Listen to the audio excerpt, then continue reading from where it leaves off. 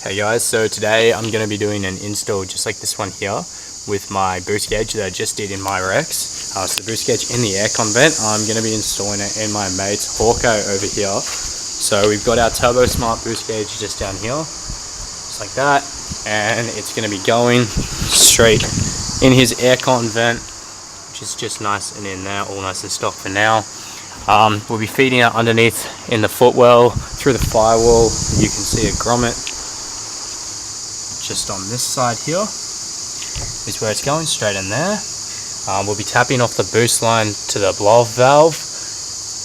Yeah, that's pretty basic. We'll run the power cable straight into the auto dimmer for the head unit. So we'll get started by feeding the vacuum line through there for the boost gauge and TPCing it into the vacuum line here. So let's get into it.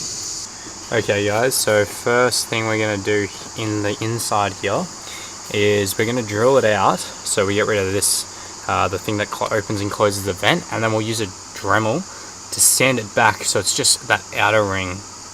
So we'll start by drilling it out, and I'll update you once I've done that.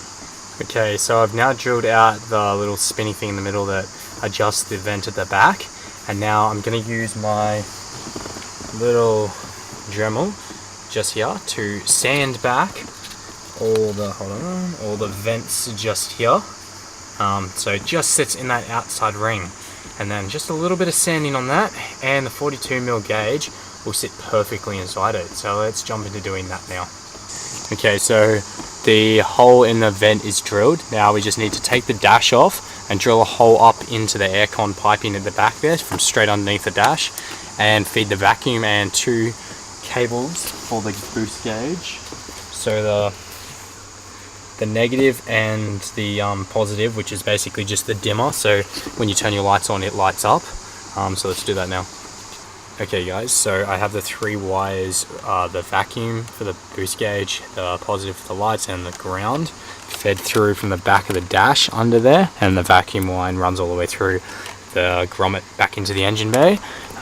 So yeah, you can see the dash is apart here, or the bottom half of the dash. So now it's just going to connect these three up to the boost gauge, and then wire this into the power and the ground, and we'll be ready to go. Okay, so the boost gauge is in, the vacuum lines and the wires are all connected to the back. I've got the ground on this bolt just here, and the power, we're just about to take the radio out and wire it straight into the back to the dimmer. So using the manual for the radio, you can see that the orange-white cable is the dimmer control light or wire. So it's basically when you turn the headlights on, it dims the headlights. In the radio, you can see in here we have the orange cable. So we'll just splice that one and run the positive from the boost gauge straight into it.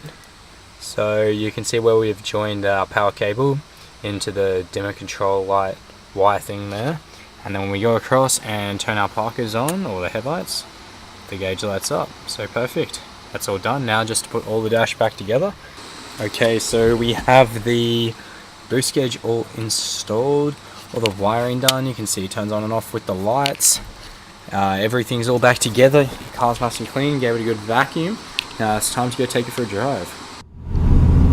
So we're driving now, and the boost gauge works fine. So we got the install all done, mint.